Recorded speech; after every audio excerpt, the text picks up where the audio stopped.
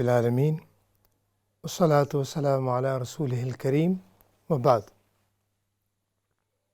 قال اللہ تعالی فی کلامہ المجید وَاعْبُدُوا اللَّهَ وَلَا تُشْرِكُوا بِهِ شَيْئًا وَبِالْوَالِدَيْنِ إِحْسَانًا صدق اللہ مولانا العظیم۔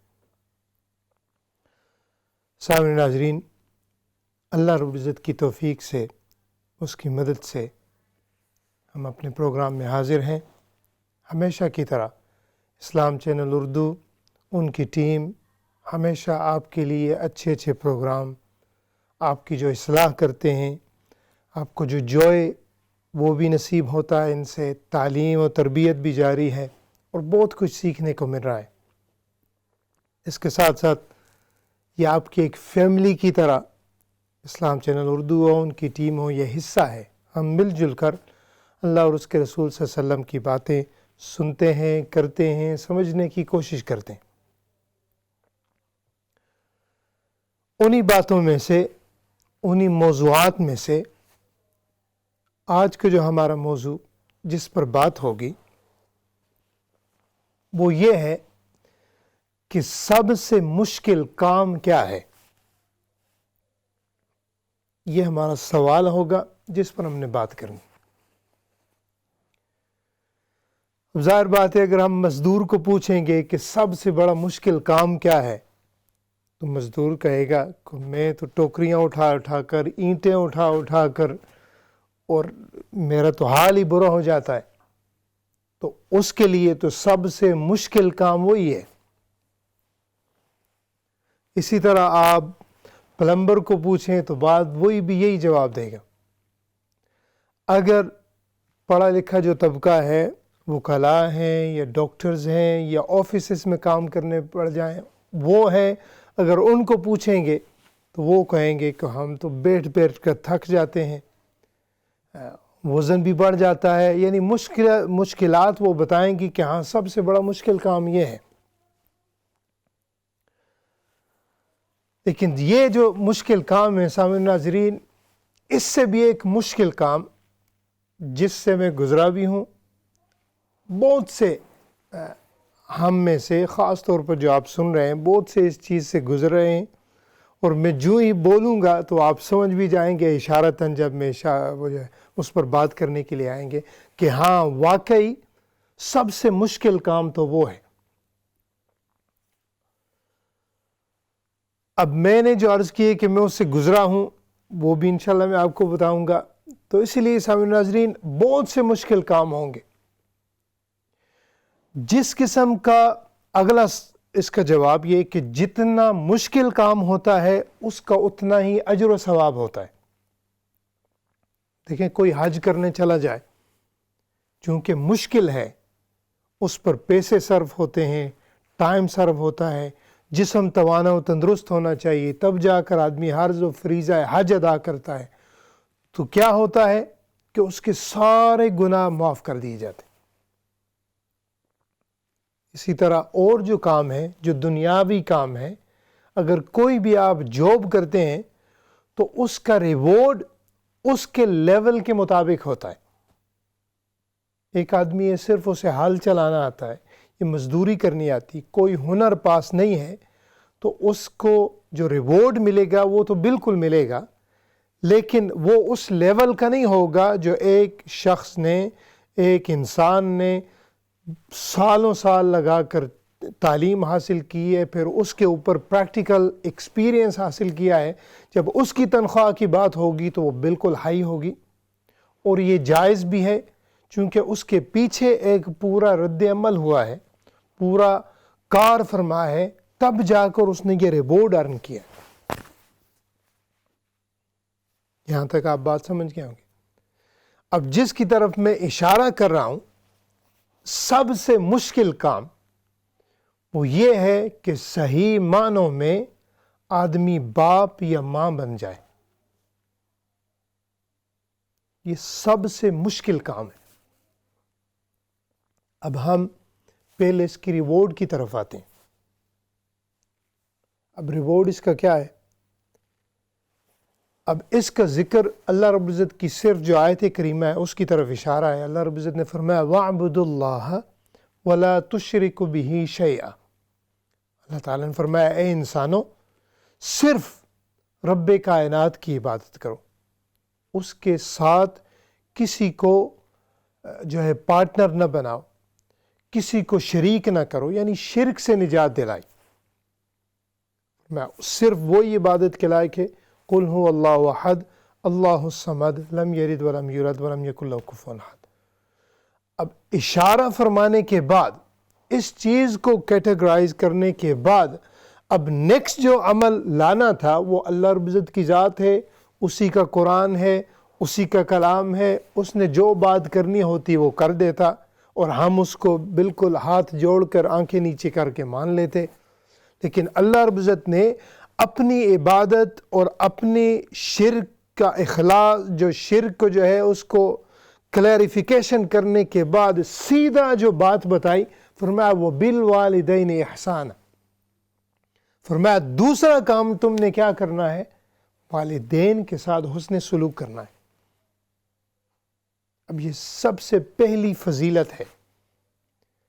سامعین ناظرین، میں آپ سے یہ باتیں عرض کروں گا، لیکن اس کا جو جواب ہے وہ میں تھوڑی سی دیر کے بعد عرض کروں گا، اور وہ بڑا ٹیکنیکل پوائنٹ ہے اور آپ نے اس کو سمجھنا ہے۔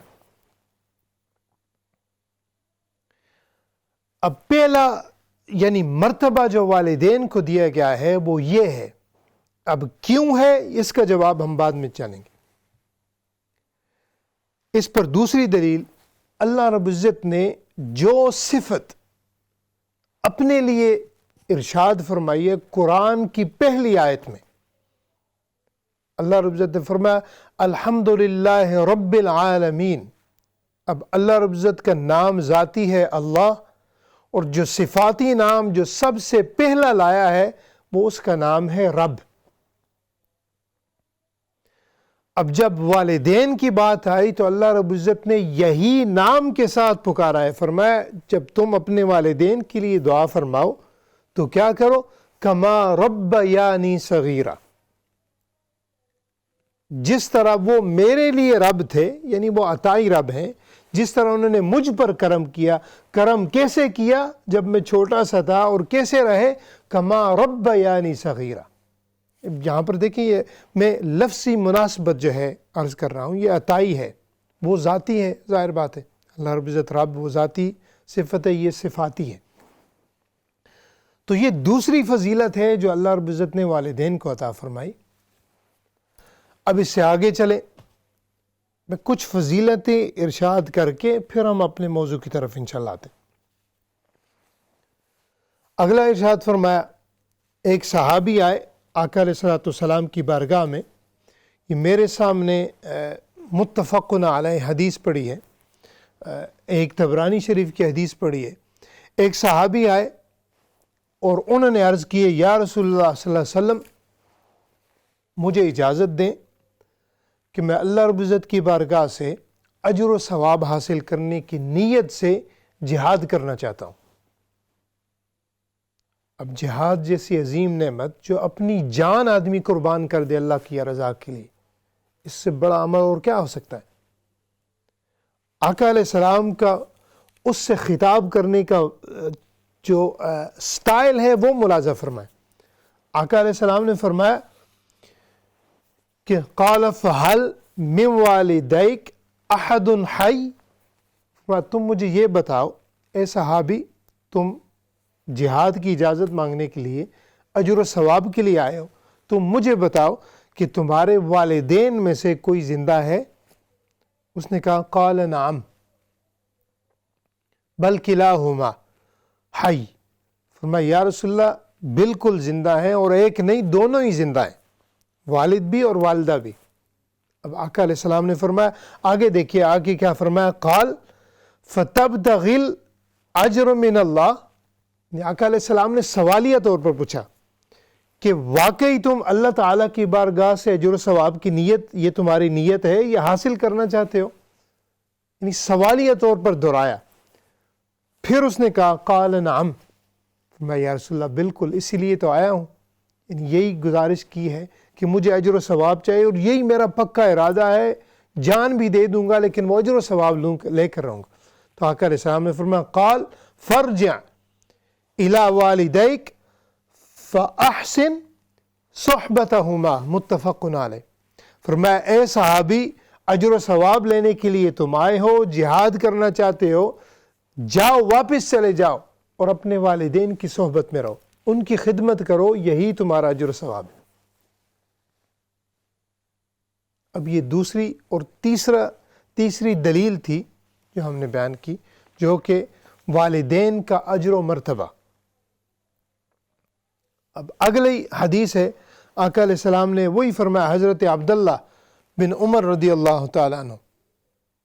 سب ناظرین، یہاں پر اس حدیث کو سنانے سے پہلے میں عرض کرنا چاہتا ہوں کہ ہم دیکھیں جو بھی عمل کرتے ہیں، حج کریں گے نیت یہ ہوگی، پیسے لگائیں گے، ہر چیز کریں گے، لیکن اس کا اجر کیا ہوگا کہ گناہ معاف ہو جائیں گے۔ اسی طرح روزہ ہے، اس کی اپنی فضیلت ہے، نماز ہے، اس کی اپنی فضیلت ہے، زکوٰۃ دیں گے، اس کی اپنی فضیلت ہے، اور ساروں کا ٹارگٹ کیا ہوتا ہے کہ یا رب ہمیں اپنی رضا والی جگہ جو ہے جنت عطا فرما دے۔ سارا یعنی یہی رونا ہے کہ ہم اجر کے لیے کرتے ہیں، اور کرنا بھی چاہیے کہ یا رب میں نے جماعت کے ساتھ پڑھی ہے تو 27 کا ثواب دے دے، تاکہ ہم اپنے جو بینک بیلنس ہے نیکیوں والا اس کو بھرتے جائیں۔ یہ نیت ہوتی ہے مسلمان کی، اچھے شخص کی جو دین پر جو ہے چل رہا ہے۔ اب دیکھیں کہ ساروں کا ٹارگٹ جو رضا کی جگہ ہے وہ ہے جنت۔ سارے اس کے لیے ہی کرتے ہیں کہ جب ہم مریں، جب دنیا سے جائیں، کلمہ طیبہ پڑھیں، اور جنت اور اس کے درمیان کوئی فاصلہ نہیں ہوگا، یعنی جو کلمہ کے جو ہے نیت کر کے آخری وقت میں اس کو نصیب ہو جائے ایمان کی حالت میں، یعنی ساروں کا اینڈ جنت ہوگا۔ لیکن اللہ رب العزت کی رحمت دیکھیے، اور اللہ تعالیٰ کی عطا دیکھیے، اور والدین کا اجر و مرتبہ جو ان کا مقام ہے وہ دیکھیے کہ ایک شخص آیا، اسی نے عرض کی، آقا علیہ السلام نے فرمایا کہ حضرت جاہمہ رضی اللہ تعالیٰ عنہ وہ فرماتے ہیں کہ آقا علیہ السلام نے فرمایا دونوں کے بارے میں، ایک حدیث میں والدہ کے بارے میں، ایک حدیث میں دونوں کے بارے میں، آقا علیہ السلام نے فرمایا کہ قال نعم الزاہما فإن الجنہ تحت ارجلہما۔ آقا علیہ السلام نے فرمایا کہ جو جنت ہے، جس کی ساری تک و دو تمہاری جنت کے لیے ہے، فرمایا یہ کہاں پر ہے؟ تمہارے والدین کے قدموں کے نیچے۔ اتنی بڑی فضیلت کہ جس کے لیے لوگ پوری زندگی ماتھے پر محراب سجاتے ہیں، ماتھے پر یعنی اس کو سجدے سے نہیں اٹھاتے کہ یا رب مجھے اپنی رضا والی جگہ جنت دے۔ ہر چیز کرتے ہیں ہم، اور کرنی چاہیے، آخرت کی تیاری کرنی چاہیے، لیکن وہ کہاں پر ہے؟ والدین کے قدموں کے نیچے۔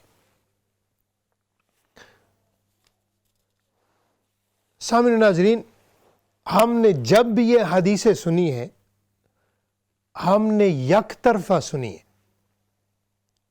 یعنی جب بھی ابھی والدین سن رہے ہیں، اللہ تعالیٰ کا کرم ہے میں بھی یعنی والد ہوں، اس نیت سے یہ چیز شیئر کر رہا ہوں جس چیز پر میں نے غور کیا ہے۔ یہ دیکھیں، شروع میں نے عرض کیا تھا کہ جس پر جتنی محنت ہوگی، جس نے جتنا یعنی سٹرگل کی ہوگی، تب جا کر ریوارڈ بھی اتنا ملتا ہے۔ اب اللہ تعالیٰ نے جو والدین کے قدموں کے نیچے جنت بچھا دی، جہاد سے بڑھ کر کتنی کون سی عبادت ہوگی، وہ بھی فرمایا تمہارے والدین کی خدمت میں ہے۔ فرمایا جو ماں کا حق تم پر 30 گنا ہے، اس کا بھی اجر و ثواب ہماری زندگی میں رکھ دیا۔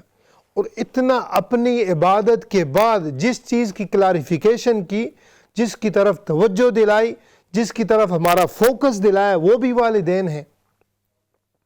اب سوال یہ پیدا ہوتا ہے کہ کیوں؟ اب اس کا جواب یہ ہے، یہ صرف اس لیے ہے کہ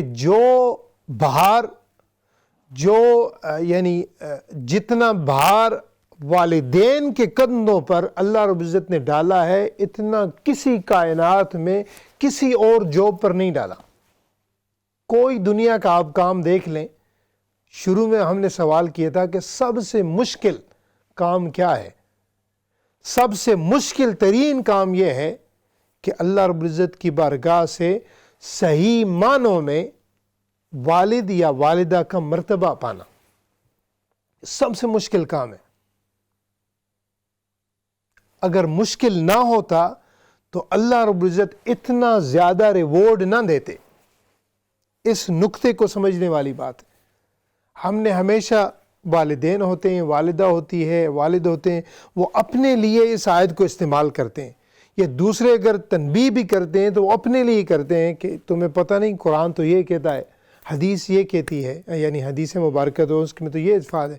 بالکل ہے، لیکن وہ ایک یک طرفہ بات ہے۔ یعنی دوسری طرف دیکھیں نا کہ ایک آدمی کہے، میں مثال کے سمجھانے کے لیے عرض کر رہا ہوں، ایک آدمی کہے کہ میں کام تو مزدوروں والا کروں لیکن مجھے تنخواہ پائلٹ والی چاہیے۔ کوئی صحیح جس کا دماغ کام کر رہا ہے وہ دے گا اس کو تنخواہ؟ یعنی یہ زیادتی ہوگی۔ چونکہ ہم ایک چیز شیئر کر رہے ہیں تو میں شیئرنگ کر رہا ہوں، کسی کی دل آزاری کرنا مقصود نہیں، ہم بات کو سمجھانے کی کوشش کرتے ہیں۔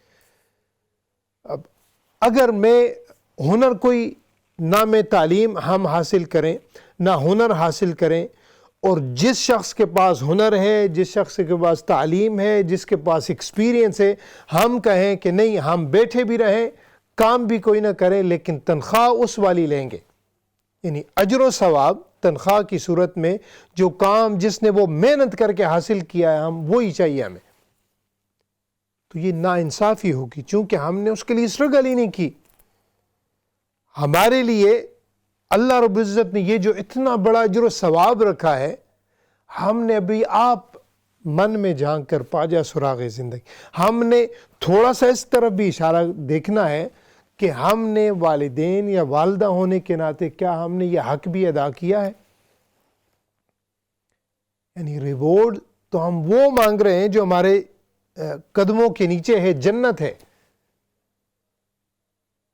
اب اگر اس ڈیوٹی کو فلفل ہم نہیں کریں گے تو ریوارڈ کس بات کا؟ نہیں تو اللہ تعالیٰ کی عطا ہے جو نعوذ باللہ جو ہے والدین کی نافرمانی اللہ تعالیٰ کسی سے جو ہے سرزد نہ فرمائے۔ جس طرح کی والدین ہوں ان کی قدر و منزلت کرنا بالکل یہ عبادت ہے، اللہ تعالیٰ کی بارگاہ سے بے حد و حساب اجر و ثواب ملتا ہے۔ لیکن والدین کے لیے جو ایک نقطہ ہے جو جس کی طرف راغب کرنا ہے، یہ جو چیز سمجھانا مقصود ہے وہ یہ ہے کہ دیکھیں اللہ تعالیٰ نے ہمیں اتنا مشکل کام دیا ہے، ریوارڈ اس لیے ہے، تو کیا ہم اس کام کو جو ایک عظیم مرتبہ دیا ہے کیا ہم اس کو صحیح کر رہے ہیں، اس کی صحیح ادائیگی کر رہے ہیں، اس کو صحیح بجا لا رہے ہیں؟ اگر تھوڑا سا اس پر آپ غور کریں گے تو آپ میری بات سے ایگری کریں گے کہ ہاں سب سے مشکل کام یہ ہے۔ اب وہ مشکل کام اور یہ کندھوں پر بوجھ کب سے شروع ہوتا ہے یہ اگلا سوال ہے، لیکن ہم اس پر آئیں گے۔ اسی حدیث کو لے لیں، آقا علیہ السلام نے فرمایا کہ جنت تمہارے ماؤں کی قدموں کے نیچے ہے۔ دوسری حدیث میں فرمایا تمہارے باپ اور ماؤں۔ ایک حدیث میں فرمایا کہ اللہ کی رضا باپ کی رضا میں ہے۔